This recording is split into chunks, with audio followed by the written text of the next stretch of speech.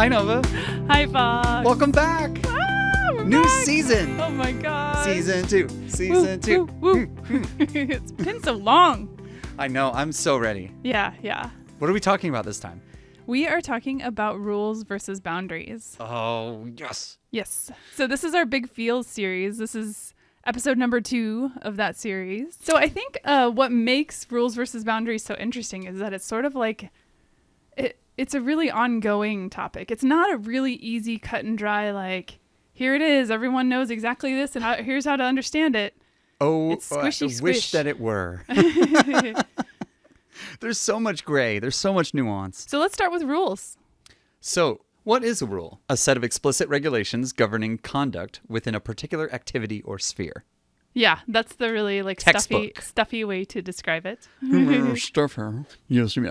And I will say, early on in poly, when I was getting started, it was all about rules. That's what I remember most strongly about getting started was the idea that rules were how you did poly. Clear, upfront.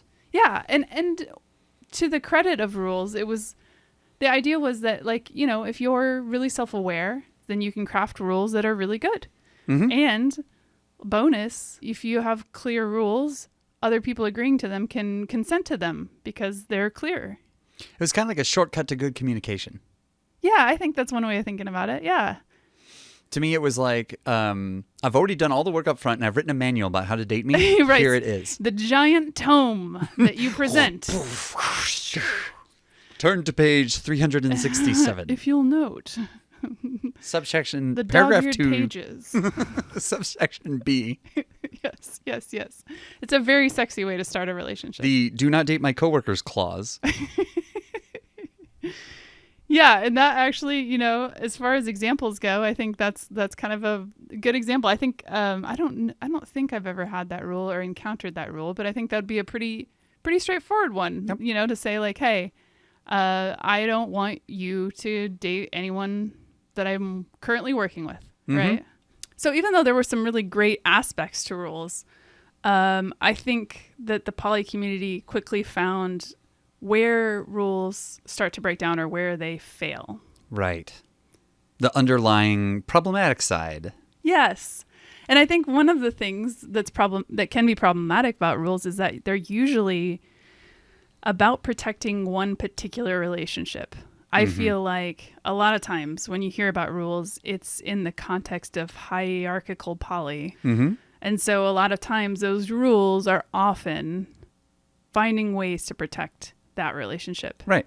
And that's a form of poly still widely practiced today. Sure. It's not like that was old school poly and now we've moved on. No, but I do think that was why rules were so popular. They were like, look at how you can, you know, be poly and still protect the relationships that are important to you is by making these rules. Sure. I'm sure it definitely helped instill that sense of safety. Right. There were a couple ways, though, that I think those rules started to, I don't know, cause strife for people who are practicing poly that way. One is that it's easy to say, sure, I won't date your coworkers, no problem. And that's an easy thing to agree to when you've never met their coworkers.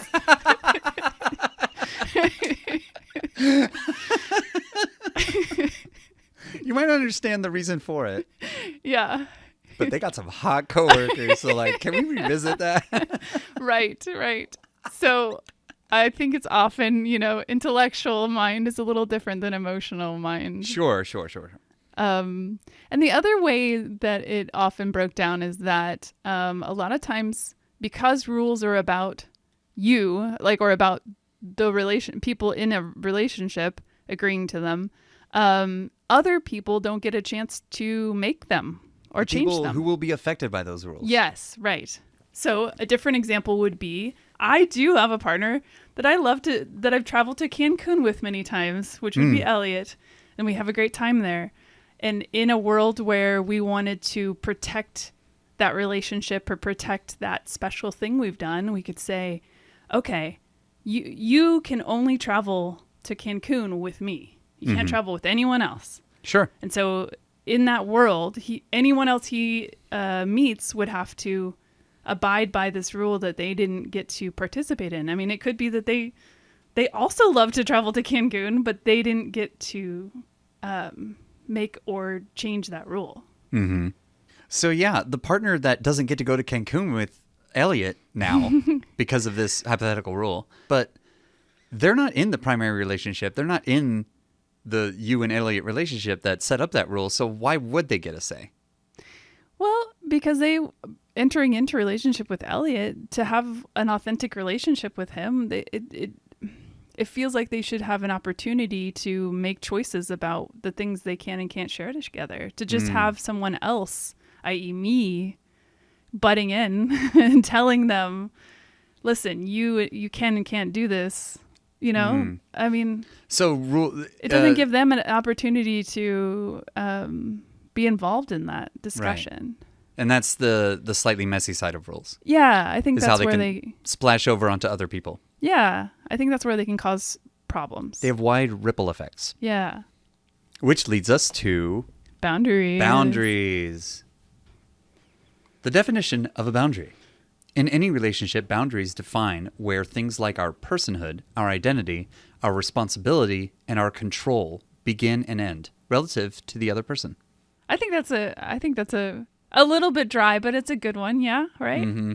I get excited about boundaries because I am so hyper-focused on clearly outlining and finding the edges of things. Yes. That gets me really excited. Right. And my version of, like, when I think about boundaries, what always pops into my head is this idea of like a bubble around myself. And I've got my own little bubble, my little hamster wheel or whatever. And inside of it, I get to make things the way that I want them to be, that make me happy, that serve my safety, my, whatever my needs are.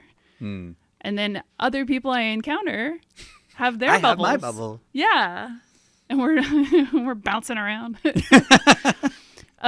the reason the people in those giant plastic bubbles, but those don't get to overlap. They just explode off of each other. They have to be more like soap bubbles or something where they combine. Yeah. I mean, a Venn diagram is kind of the classic. Right. And so, yeah. I mean, that is kind of a helpful way for me to picture where relationships happen. Is in that overlap, that Venn diagram of overlap. This is where I begin and end. Here are the things I can offer. This is where you begin and end. That's what you can offer. And we're like, ooh, right here. That's our sweet spot. Yeah. Let's explore that area. Right. So one of the ways this came up for me was realizing how porous my own boundaries were. Like I was taking on my partner's reactions, their emotional responses. I was taking on responsibility for those things. As if they were in your bubble, as if those were your things to own. Yeah. Yeah. And it kind of made me realize, I actually don't have my own clearly defined spaces of what is mine. Yeah. I don't know where I end and they begin, and I need to find that. For me, it often felt like it was my responsibility to manage my partner's reactions. And that's kind of where I would get preemptively assuming about how they would react to things, because I felt like that was part of what I had to do. That was your job. It was expected of me. Yeah, interesting. Like you should have predicted this would hit me this way, and so I have to start predicting. Yeah, I have to start predicting. And then that there was a very specific aha with you, where I made a mistake and immediately jumped into groveling mode.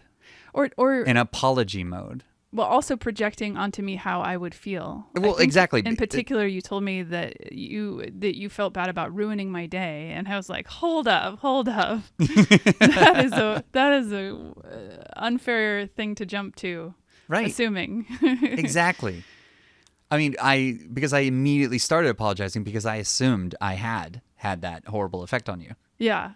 Which completely robbed you of the opportunity to feel your own feelings and then respond in your authentic way. It would have if I hadn't you asserted my boundary and said, no. I get to decide if my day is ruined, and I'm here to tell you that it's not. Which was obviously a relief, but it was a huge eye-opener for me. Yeah. How much I was projecting, how much I was assuming responsibility. So In the context of agreements in a relationship, though, how is a boundary different from a rule? I think that's a really good question. The shorthand that I've heard a lot, and I think you and I have used, is that boundaries are for me, kind of like those bubbles we've talked about, and rules are for you or us. Mm-hmm. So a good example of the differences between the two in practice would be, just using the subject of barriers for sex, would be, we have a rule that we will use barriers with all other partners. Yeah, for all kinds of sex. Right. An example of the boundary version of that would be, I'm comfortable having sex without barriers with you as long as you are STD tested and let me know before we have sex again if you have sex with any new partners. Yeah, right. So the difference between those two is that even though we both are agreeing to the rule, it's something that like was crafted together. It's something that we are both beholden to, versus the boundary is all about you individually stating the kinds of things that you're comfortable with and what you're willing to offer. Right. One thing I think that's really interesting that example brings up is that boundaries, it sounds like we're saying that boundaries have more of a conversation going on. There's more of a chance to keep that open. Right. I like that it plans for change to happen. Change is going to happen. Yeah. Which is really nice. I think there are a lot of times where we can take for granted that like once we've been offered something or once something has happened a certain way that it'll always be that way, that will always, if it comes to having sex without barriers, it's like, well, we did it last time, so it should still be okay. Yeah, right? That's something we should always do. And I do like where boundaries can encourage that ongoing conversation. But I do also want to push back a little bit on the idea that like rules are not necessarily always rigid. Yeah. I think even back in the world where poly was all about the rules, there was still sort of that idea that, you get your giant tome back out of the closet once a year and you flip through the pages again and you're like, okay, maybe this one's right here above this line that you signed. Yeah. This is your signature, is it not? There's a clear bullet list of stipulations. Yes. I think we shall amend section 14, paragraph 34. I would like to... The one about bananas? Dang it. I meant 35. Oh, okay. Sorry. That makes more sense. So I would push back on the idea that a difference between rules and boundaries is that one is rigid and the other is not, because I don't think either is necessarily rigid. They can both be flexible. Yeah, it's not like this whole episode is going to be anti-rule, pro-boundary. Sure. And I think a really good example of that comes to mind for me in my own life is that one requirement for you to be able to enact boundaries is the ability to make choices that are right for you. So there are situations where you can't make those choices. One that comes to mind for me with this example we just gave about having sex without barriers. If you are trying to get pregnant, you can't also make choices. You can't just say, if these circumstances change, I will, change what I'm willing to offer. If that means we're no longer having a kid. Right. Then you're talking about a much bigger question. So some other reasons you might want to have rules in your relationships are if you cohabitate with someone, if you co-parent with partners, if you share finances. Anytime you're sharing resources or sharing responsibilities like that, there's very valid reasons to have rules in place so that you all understand what the expectations are and that there are any surprises. And it's definitely not that rules are bad. Rules have a place, and rules are always and boundaries are always No, that is not true. That is not the point of the episode. Although it was very cute. Another thing that I think is really interesting is that we talked about boundaries being like a bubble as if they are just like a static bubble. And I think that's misleading too, because I think you can have boundaries that are set in different places for different relationships. Yes. Oh my gosh. That kind of reminds me of my aha moment when I was like applying a reaction that I expected from you that I learned from a different partner. Right. And then I projected it onto other partners. Yeah. Assumed that because you had and you could do the same thing. Like in that case, you were talking about porous boundaries. But if you had a boundary in place with one partner, you might assume that you then need to have it in the same place with another. Right. And I really think that that is unfair to both you and your partners because different relationships have different needs. You're applying parameters that person was not involved in creating. Yeah. And we have a very cute story about... how you can have different... your boundaries can shift depending on the circumstances? Yes. Okay. You may proceed. Because when you and I met, I had a boundary in place that when I met people on, especially on dating apps online that I didn't know prior to that, that I would meet them in a public place for the first time. Just to kind of like, I have some boundaries around the safety of my home and especially the safety of Sunny. Right. And you are the only person that I've shifted that boundary for. Right. So when we first met, you invited me to your home. Yes. That was our first meeting.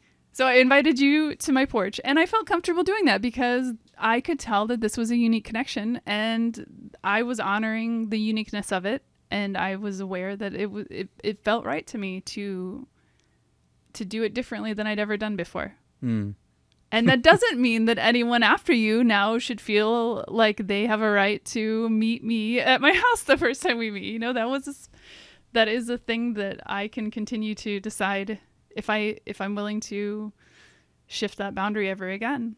See, I love that example, not just because I got special treatment, but I just still appreciate the allowance for taking each individual circumstance and interaction on its own merit.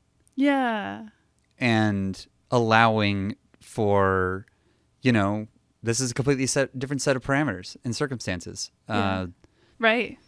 Although I can also see where this could be a struggle point for some people who are feeling insecurities with a particular partner if they notice that partner has different boundaries with another partner than the boundaries they offer for them. I can think of a few examples of that. Yeah, that's tricky. So something that I think often comes up, and this is when I most often hear it mentioned in like popular culture and the general cultural consciousness, is when a rule can be misrepresented as a boundary. Right. Sneaky rule. Rules masquerading Nightlife. As boundaries. So, example. If you have sex with anyone else, I will no longer offer barrierless sex. Right. So when you say that, you could present it as, that's just my boundary. If you have sex with anyone else, like, I don't want to have sex without barriers with you anymore. Mm-hmm. But if you think about it, who is that really controlling? Right. Who is the person that's going to change their behavior? Right. It's your partner. It's the person you're presenting that to. Right. You're extending control outside of your sphere of self. Right. So I think it's a really good example of one that's tricky. It's so easy to say, well, that's just my boundary. I'm just trying to feel safe, and that's how I feel safe having sex without barriers. But if you shifted that to the boundary we talked about earlier, where you say, I'm happy to have sex without barriers with you as long as you let me know the next time you add a new partner, that shift in phrasing makes all the difference. Right. It's still tricky, though. It's very gray area, squishy topic. Yeah, I mean, it could amount to the same thing. It could end up being that in practice, if that partner adds any new partners, you stop having sex with them without barriers. Like, yeah, in practice, it could look exactly the same. One thing that I've tried to explore as I'm crafting boundaries and trying to explore the reasons behind them and where they're coming from is to imagine how I would feel if a partner crosses that boundary, or if I would need to change something based on their behavior, how would I feel about that? Right. the way that I imagine my reaction kind of tells me if I am in some ways trying to control their behavior or if it really is just about me and me addressing my own needs. Oh, that just hit me in my tummy. Really? How so? Oh my gosh. It felt like a brain hack to me. I'm like, wow. Okay, so I imagine how I would feel if challenged on that boundary. Yeah. And my reaction kind of gives me a clue about if really what I want to do is just wish they would behave differently. Oh. Yeah. I got tingles. You just got me good. Yikes. Yeah. Oh my God. I'm going to remember that one. That's in my toolbox. Do we have a sound effect for your toolbox? No. Dang. I was really hoping. No sound effects. Remember, we discussed we're not going to do the cheesy radio show morning zoo type stuff. Pew, pew, pew, pew. Pew, pew, pew. Toolbox time. Wow. So rules versus boundaries. Ta-da! The episode. You guys, he just did like this amazing like somersault into a double roll. I'm so talented. It's a tragedy you missed it. One quick thing before we let you go.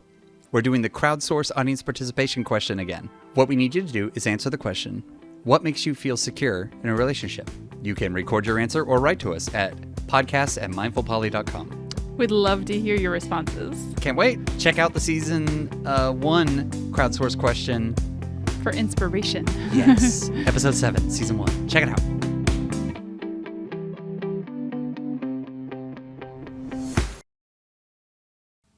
I'm so surprised you didn't say you're a tool. It's not my style. No.